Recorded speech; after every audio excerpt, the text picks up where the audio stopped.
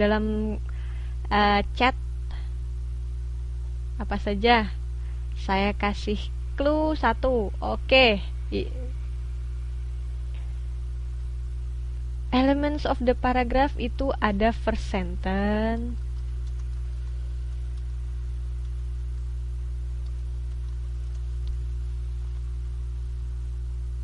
nah untuk first sentence ini harus apa? First sentence, betul, ada sequence. Kemudian apa lagi? Betul sekali Mas Wahab, first sentence itu harus exciting atau harus menarik.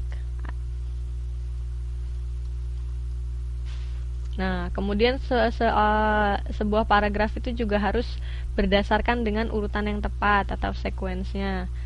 Kemudian, ya, betul Mbak Maslina, elemen yang lain adalah dalam satu paragraf harus ada climax. Ya, Mas Dedi dan Mbak Suwenti mengacu kepada yang ini, sentence itu harus menarik atau atraktif. Kemudian exciting,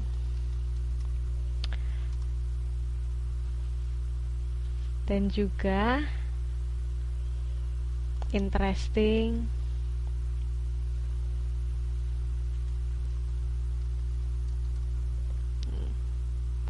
Dan sebuah paragraf itu harus precise. Bahasa-bahasa yang digunakan harus precise. Kemudian apalagi? Harus coherence atau berhubungan, dan united atau unity. Ya.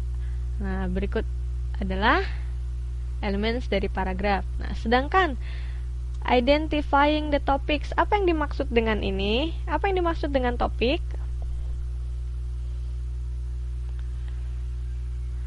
Topik adalah, betul, tema atau subjek cerita ya.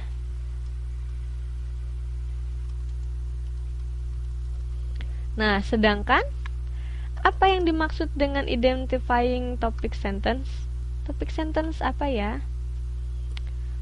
Ya, betul Mbak Sunarsi, main focus.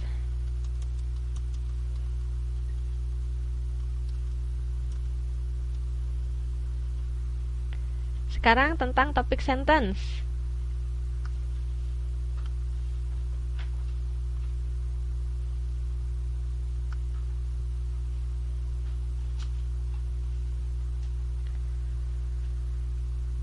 Topic sentence adalah tema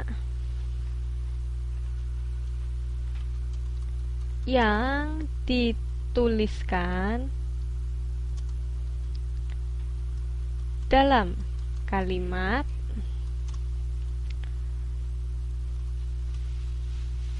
yang berfungsi sebagai apa?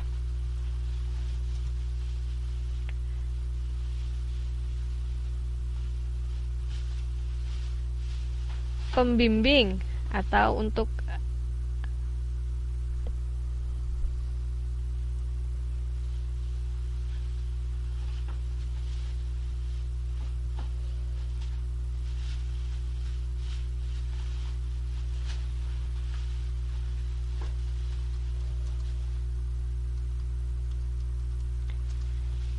pembaca.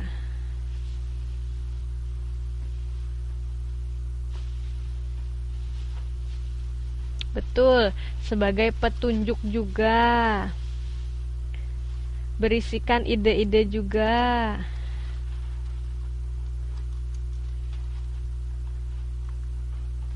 Betul. Nah, sekarang yang terakhir, main idea. Apa ini main idea?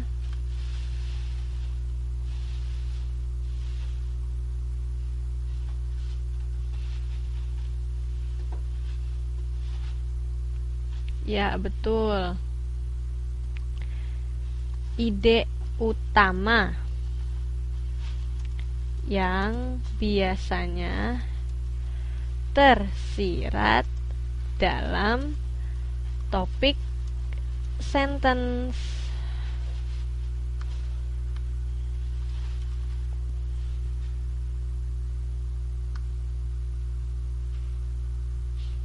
Betul, key point atau ide utama. Oke. Sekarang bisa kita mulai untuk penjelasan bab 3. Sebelumnya saya mau bertanya dulu, selain menjelaskan bab 3 ini, apakah masih ada pertanyaan yang lain? Sehingga nanti bisa diatur waktunya.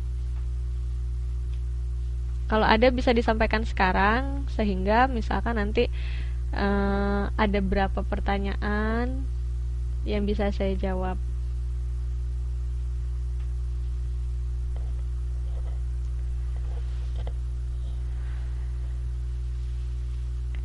Apakah tidak ada pertanyaan selain penjelasan tentang modul 3?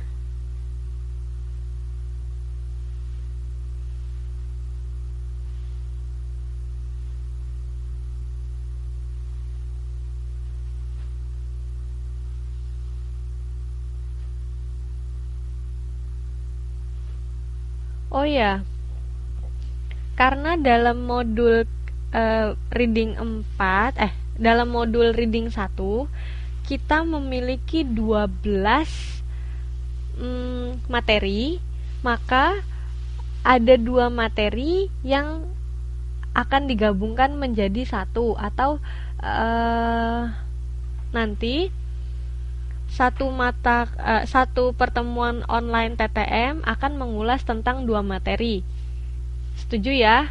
Agar semua bisa dibahas. Karena kalau misalnya setiap minggu kita hanya membahas satu mata kuliah atau satu sub pokok, nanti ada 4 materi yang tidak kita TTM-kan, sehingga saya harus mendobel dua-dua. Nanti saya beritahu pada pertemuan yang mana dan yang mana akan saya umumkan lewat grup di FB untuk membaca tentang modul ini dan modul ini, seperti itu. Misalkan sekarang kita minggu depan mulai modul 5 dan 6, misalkan seperti itu ya.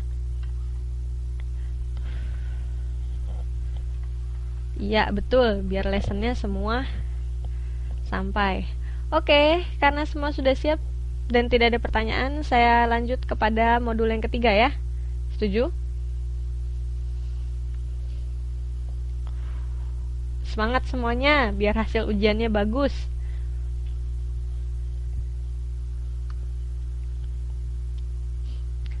Oke.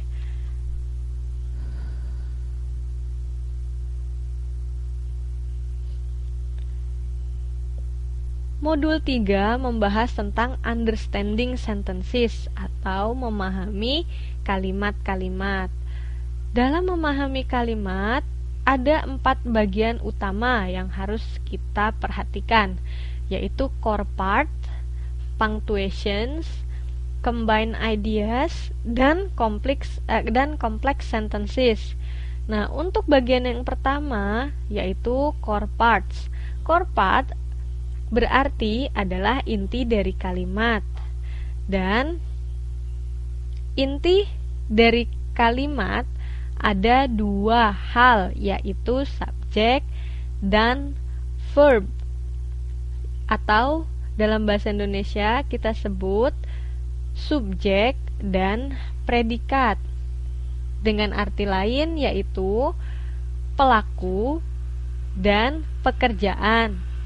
Nah, apakah kalimat bisa disebut kalimat jika hanya terdiri dari subjek dan verb? Ada yang bisa menjawab pertanyaan saya? Tambahan nilai untuk yang menjawab benar.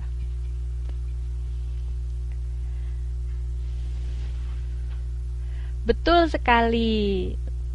Dalam kalimat bahasa Indonesia atau bahasa Inggris, jika kalimat tersebut berisi satu verb dan satu subjek, maka sudah bisa disebut dengan kalimat.